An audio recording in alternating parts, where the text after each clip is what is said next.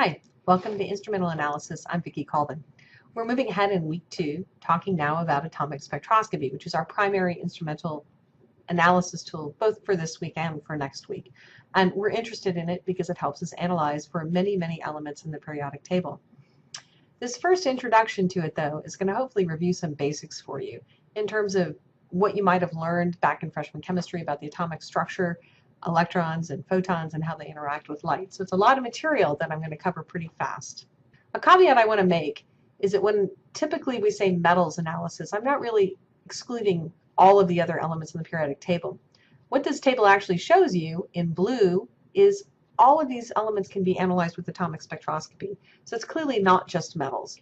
So you can measure silicon using atomic spectroscopy, even though it's not a metal, for example. You can even measure carbon in certain circumstances. Hydrogen is very tough, as are some of the noble gases. But nevertheless, it's a very powerful tool that can cover the whole periodic table. What it can't do is give you organic structure. So you're not going to really use it if you want to know the molecular structure of a complex or of an organic molecule. That's going to come later. I've got to do something really difficult in this lecture. I have to explain to you the interaction of light with matter without teaching you quantum mechanics. And that's a really tall order for me, as I was really trained as something called a physical chemist, and that means I really think about the electronic structure of both matter and molecules very much from the point of view of electrons being both waves and particles. It's a really fascinating class. I encourage all of you to take physical chemistry and learn how it works. But for this class and the purposes of atomic spectroscopy, we're going to be rewinding over 100 years, and we're going to be thinking about atomic structure from basically the Bohr model. And I'm sure you've seen images like the one shown here, which basically shows electrons in orbit around protons and neutrons, and some concept that their electrons are particles and that they're literally in an orbit like the solar system. So let me up front say that's wrong. That's not actually the truth. And it's much more complicated than that. But for now, and for the purposes of this lecture, this approximation will hold pretty well for us. And I'll make a lot of caveats on this because it's just really hard for me to teach it at this level. But like I said, it's super simple. It'll help you understand a lot of the basic concepts you need to really grasp analytical chemistry, and especially atomic spectroscopy. So in any case, there's 3 particles you need to worry about in this Bohr model. You need to really worry about electrons, you need to worry about the nucleus, and you have to worry about photons. And you got to know how everything is different. We're going to not worry too much about the nucleus. The nucleus is basically the source of positive charge in an atom. It creates a Coulombic potential that interacts with electrons and actually helps define their probability densities in quantum mechanics. But really what it's going to do is the core gives us a fingerprint in terms of it sets the energy levels of these electrons. If you have a different kind of core, you have a different kind of energy level. That fingerprint will be really important.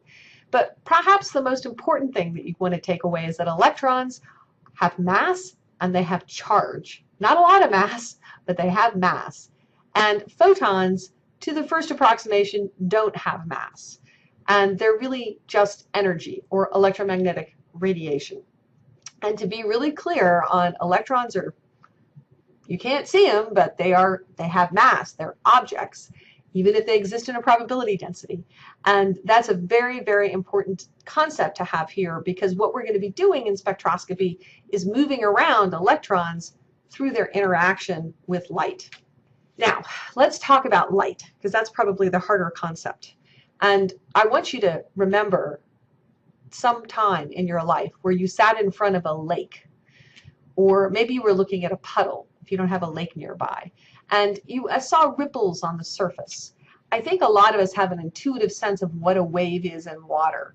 It's something that you can't really localize. It extends everywhere, and it's kind of an object and kind of not an object. It's basically a field, and fields are really hard things to intuit, but they're really crucial for understanding light and or photons. Realize that photons are basically waves. They do have particle nature to them, but for now we're going to imagine them as waves, much like the ripples on the surface of a placid lake when you throw a rock in. Now, if you were to look at that lake and measure how high the water was, perhaps above its mean, what you might get is a diagram like this, which is a classic wave. It goes up and down, it's a sine wave, and that's a pretty good approximation for waves under circumstances where there's, they're not moving, they're just sitting there being standing waves. And the two important parameters about a wave that need to be distinguished is you have the wavelength, right, which is how far apart the wave crests might be, and then you have the intensity of the wave. And realize that for light, the energy is given by the wavelength. So kind of like you imagine a violin string, another analogy. If the violin string is very short, it's very high energy, you'll hear a high pitch, and as you make it longer, you hear a lower pitch. Now that's different than the volume, right, that you make. You can make a very soft, high energy sound, or you can make a very loud, low wavelength sound. And so the intensity of the wave is decoupled they don't have to couple together, the wavelength and the intensity, and that's a really important idea. So you can have a lot of high energy photons or a little high energy photons, and whether or not those photons have enough energy to make any change in matter have a lot to do with their energy, whether you have a lot of them or just a few of them. For those who want to know more, this formula will seem pretty obvious to you. You can convert the energy of a light wave to a lot of different units depending on the world that you're living in. Chemists tend to like the units of wavelength, usually the units of nanometers to describe wavelength. If you're a physicist, you're going to be much more comfortable in EVs, and if you're a spectroscopist, you might even use wave numbers. It's all the same thing. It's the energy of light. I hope that's set with you, that light, to the first approximation in this class where we don't deal with relativity, has no mass. It's energy, and there's a difference. The wavelength defines its energy, and its intensity is somewhat separated from that. So just to kind of go over some of the numbers of the electromagnetic spectrum, these are things I'm going to expect you to know. And analytical chemists should know what wavelengths of light correspond to different parts of the spectra, electromagnetic spectrum. So for the work in atomic spectroscopy, we're going to be concerned with near infrared, primarily with optical or visible light, and getting out into the ultraviolet, although most of the instrumentation will work in the optical range, which is roughly 700 nanometers to 300 nanometers. Again, that's somewhat diffuse boundaries on that term.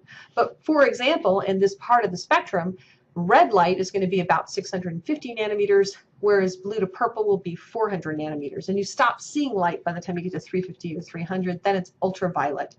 And so that's kind of the range of things we're working with.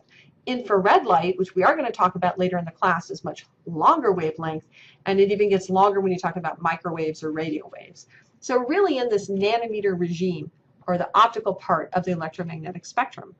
So to conclude, the most important idea from this mini lecture is to understand that electrons and photons are different things. I spent most of the time talking about photons because most chemists have less familiarity with that. Photons are packets of energy. They're more wave-like in the spectroscopies we'll be dealing with. And as they interact with electrons, their energy goes into the electron and helps it change its shape in matter. And that's going to be the basis both for atomic emission and atomic absorption. And the other thing to keep in mind about electrons, they have mass and they have charge, and they occupy different kinds of binding to the Coulombic positive potentials that are defined by their nuclei. And so what's happening as they absorb light is they're kind of moving around and actually physically changing their shape as they interact with light. It's a really deep and beautiful topic. If you had another semester to learn it, I would teach it to you much more rigorously. But I hope that I've given you the basics that electrons are very different than photons. They interact though, and that interaction is the foundation of our ability to use atomic spectroscopy to figure out what elements are in a sample.